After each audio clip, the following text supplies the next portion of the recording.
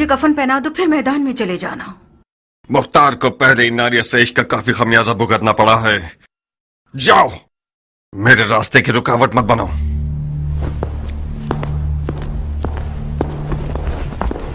क्या हुआ नारिया?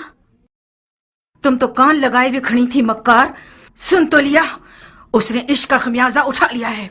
हाय तुफ है तुम्हारी मैयत पे नारिया। काश मेरा मुर्दा बाप वो ना होता जिस पर रसूल खुदा नाराज थे। गड़े मुर्दे क्यों उखाड़ रही हो नारिया? मुर्दे नहीं उखाड़ रही हूँ जारिया, दिल रो रहा है। मैं समरा इब्न जुंदब के अलावा किसी की भी बेटी होती तो अपनी नजरों की तेजी से मुख्तार की ज़बान काट देती। अब भी कर सकती हो। नहीं हो सकती जारिया। तुम्हारी चचा जान के वसवसे ज्यादा कारी थे। वो मैदान में उतरना चाहते हैं।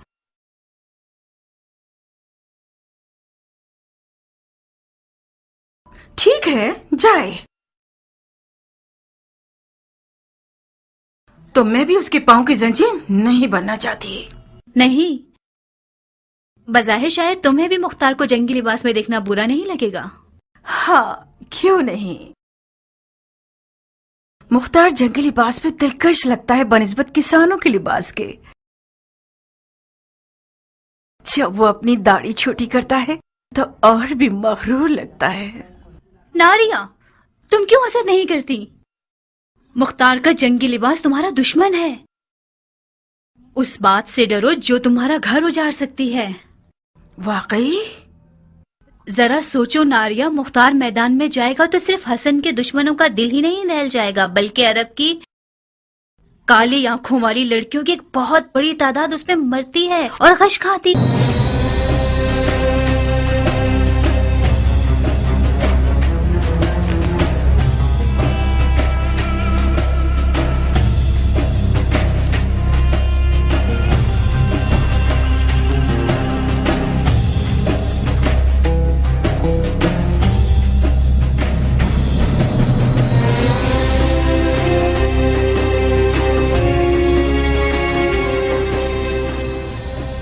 ईरानी अफसानों में एक पहलवान है जिसका नाम है रुस्तम, जो अजदहा और बड़े से बड़े देव को मार डालता है। मकसद?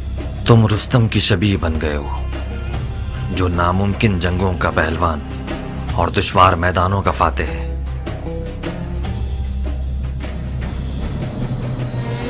मैं हमेशा अपने ख्यालों के रुस्तम को तुम्हारे जैसा देखता था। कियान, मैं मुख्तार हूं, अपनी ही शबीह हूं। अगर तुम्हारी कहानियों का रुस्तम भी आ जाए तो इन हिजड़ों की जमात के साथ नहीं चल पाएगा। हालात जैसा मैं सोच रहा था उससे ज्यादा नाजुक हैं। वो हाथ जो गोद में सोना रखता है, उसकी मुट्ठी में छुपा हुआ खंजर भी होता है। इस बार मुआविया ने अपनी बेटी को सोने के जहेज के साथ नेज़े पर बुलंद किया है।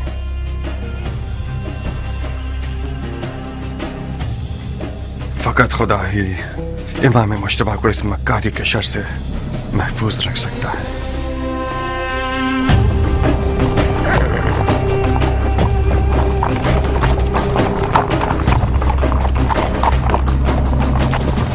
हाकिम बुजुर्ग के हुक्म से हजरत वाली मुख्तार ने लड़ने के लिए कमर कस ली है, ताकि गलती करने वालों और बागियों की गर्दन तोड़ सके।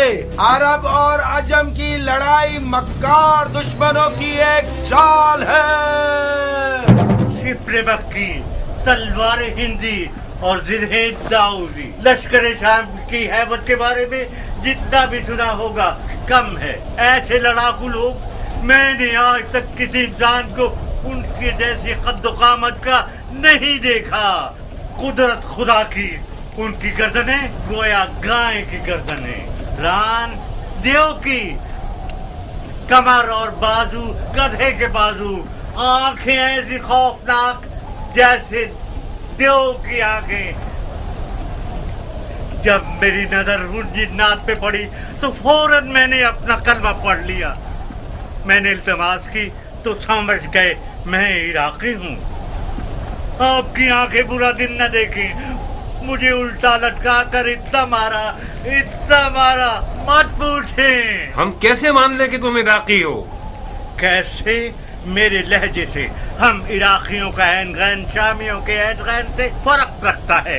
अमान उनके कूजों से, वो कूजे नहीं काली बुलाए। खुदाया मुसलमान न देखे, काफिर न सुने, बहनों में से कोई हामिला तो नहीं?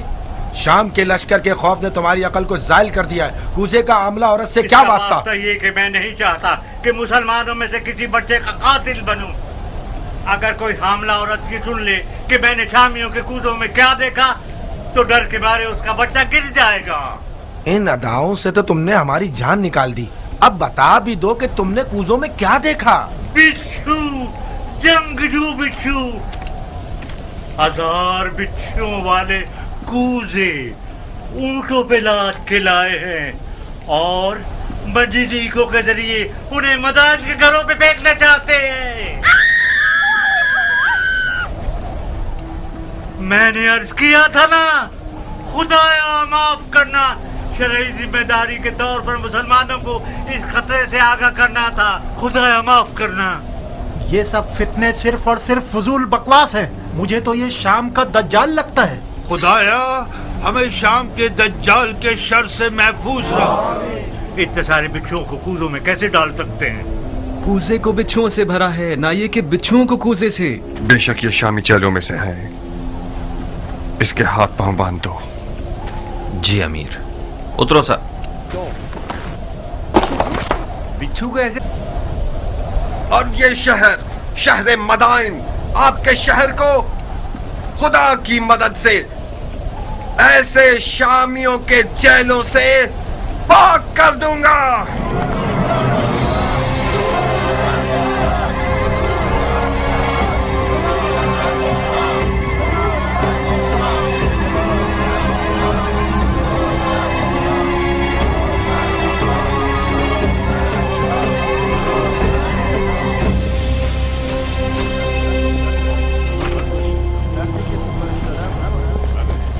किस गुनाह में मारा गया? ऐ मदाइन के लोगों, किस गुनाह के जुर्म में? आप लोगों को एक बेहुदा जंग का लुक्मा बनाना चाहते हैं। आज आप लोग उस शख्स के मेहमान हैं जिसकी खातिर आप लोगों का खून बहाए जाने की कोई दलील नहीं है या नामूस की बेहुरमती हो। कहीं देर ना हो जाए और शामी आप लोगों पर मिंजनीकों से और रोमी तोपों से हमला करके आपके घरों को जला दे।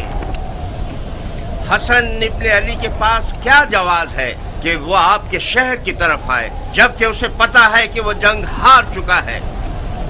मैं उन मुजाहिदों के मजमे से आ रहा हूँ जो अपने शहीद भाई जरा इब्ने सनान के अज़ादार हैं। वो शहीद जिसने सिर्फ कसद कुर्बत की नीयत से अबू तुराब के बेटे को जख्मी किया और खुद शहादत पर फाइज हो गया। ला हुक्म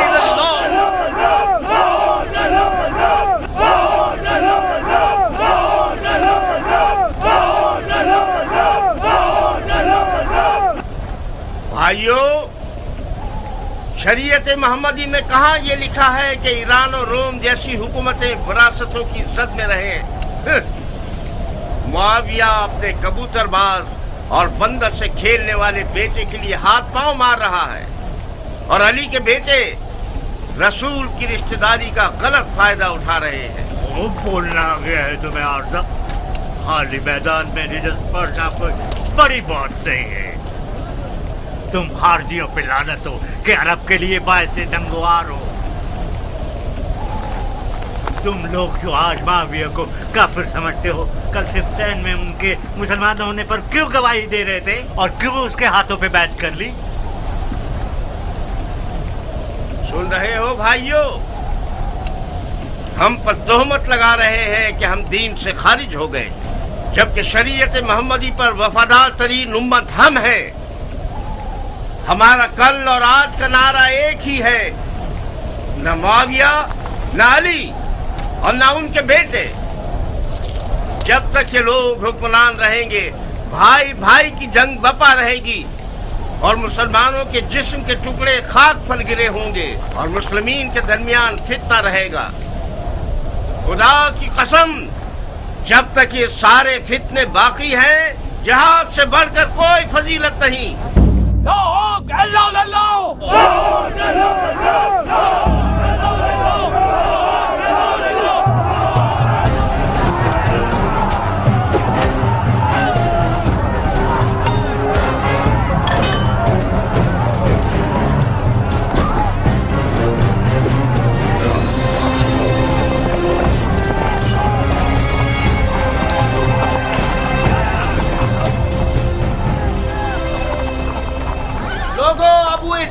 क्या हुआ? मुख्तार ने खेती बाड़ी छोड़ दी? अगर जरूरत है तो मुख्तार की मौजूदगी में रजस खानी करो। ये तनाजा अब देखने वाला है। अब आया मद्दे मुकाबिल। मैंने सुना है कि वो सिपह सालार बन गया है। ढंढोरा पीटने वाले तो उसके अमीर मदाइन होने का ऐलान कर रहे हैं। अमीर मदाइन तो था। मुख्तार अमीर मदाइन कहाँ से हो गया? मदाइन का अमीर मुख्तार का चचा है। हाँ।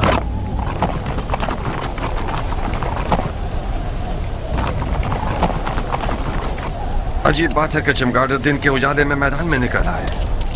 जहाँ तक मैं जानता हूँ, चमगादड़ रोशनी से डरता है और रात की तारीकी में शिकार के पीछे भागता है। तुम तो गैर जानिबदार थे और इस भाई भाई की जंग के खिलाफ थे अबू इसहाक। इसका मतलब है तुम्हें भी फरेफ्ता कर लिया है उन लोगों ने। तुमने किस लालच में अपने दीन को दुनिया के बदले बेच दिया मुख्तार? बादशाही इराक के बदले? कैसे? जानते हो क्यों मैं बकौल तुम्हारे इस भाई भाई की जंग में किसी की हिमायत नहीं कर रहा था?